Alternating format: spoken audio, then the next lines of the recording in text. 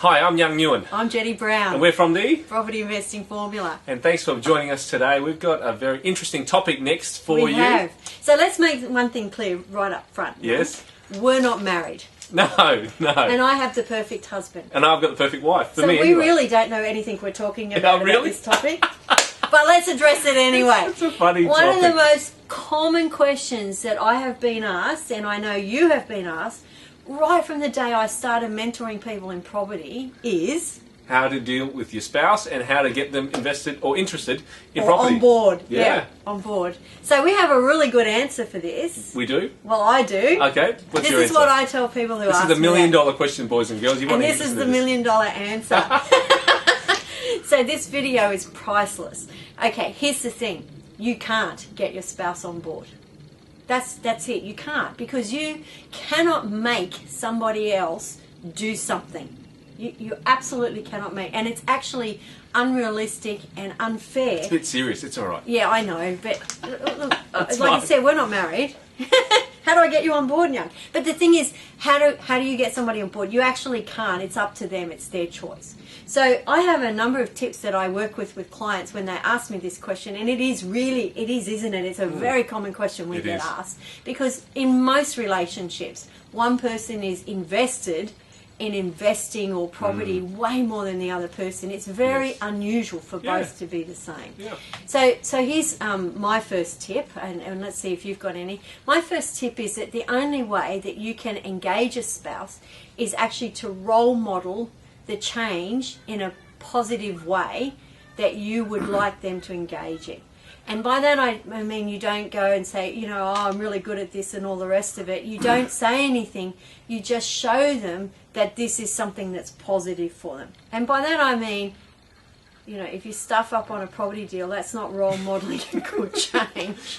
Okay, so it's about engaging people by purely being an example without big noting yourself or saying, I want you to do this or I had someone ring me the other day and they were saying, my wife would be so good at this, and I'm like, yeah, but your wife doesn't want to be good at it, and how would you like it if she came to you and said, you would be so good at this, which you probably would be, but you don't want to do it. So you can't expect them to get involved. All you can do is role model the change that you want and the positive side of it, and believe that at some stage they may want to get involved. And if they don't, I'm really sorry, but you're just going to have to accept that and learn to live with it and let them live their life the way that they want to live. Done? I didn't get a word in so glad we're not married, But it's true, isn't it? Do you have any other points? I've got heaps of points. Oh, go for it. Look, one of the things I think is quite critical, and I was quite fortunate to be able to set this as a goal before I got married, was that part of my goals was the person who I'd meet and marry when I was in my 20s, as a goal would be, that she had certain criteria. One of them was being, loving adventure, loving travel, open-minded about money. And that was all I actually put. I had a list of things that I wrote down. I'm laughing because I had a list as well. I did. And you know what? I got my list. I got my list. And I know that some of you who might be married and your spouse might not be interested or against property, well, my sympathies. However, for me, I made sure that the person who I was going to marry, and this is for people who aren't married, might be looking for a partner to be on the same side, on the same page as them, is that put it as a goal. And I made sure that the person who I was going to marry was on the same page as me. And it turned out that my wife, who's actually an accountant, it turned out that her father was and is a retired property developer, so she's been through a lot of good times, a lot of not so good times during the property cycles throughout the last 30 years or so that he's been in property. So I was very fortunate, but I intentionally put out there as a goal that whoever I was going to marry or have as a life partner would have that as part of her life. And she's not into property as much as I am. No way. I'd be 150, 200% into property. She might be into property 30, 40%. Yeah, she loves it. She's an accountant. She loves doing the books and counting the money, so to speak. That would be my first tip. My second tip would be that when you doing projects and you're making money, make sure that you reward the family. Whether it's a holiday and whether it's a little gift. I think the one that my wife is knocking on the door of at the moment is an eternity ring. So, young, don't wait. Yeah, don't wait. We can wait till eternity. No.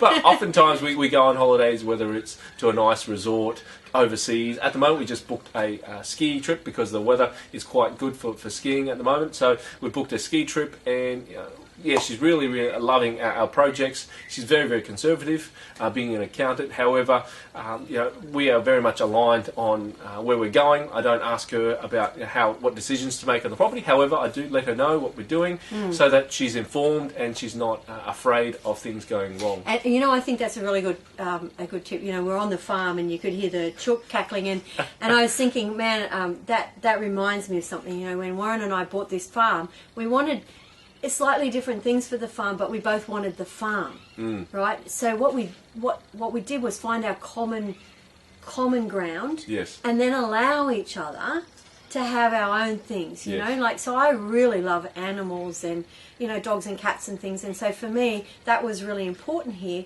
Warren really wanted chooks, and I actually didn't want chooks, but now I've got them. So here's the other thing, right? Now we've got them, I actually really love them more than he does. Yes. And they've become my chooks, not so much his chooks. And that's the thing, I allowed him to have his chooks, but in the process, he modelled that. I kind of got on board with it, and now I'm more invested with it. And I found that's happened a lot here on the farm. And I think that's part of it is just allowing that person to be who they are, yes, and to have their interests and their goals and support them in it. But you don't necessarily have to engage in it. So if your spouse is not interested in property, find something that they enjoy doing, support them in that, and they're much more likely to support you and go on the journey with you. And that's what it is. It's a journey. It is a journey. And, yep. Thank you for joining us on this journey. We're going to finish up there. It's been Young Ewan. Jenny Brown. We're from the Property Investing Formula. And we're on the farm. Be nice to each other.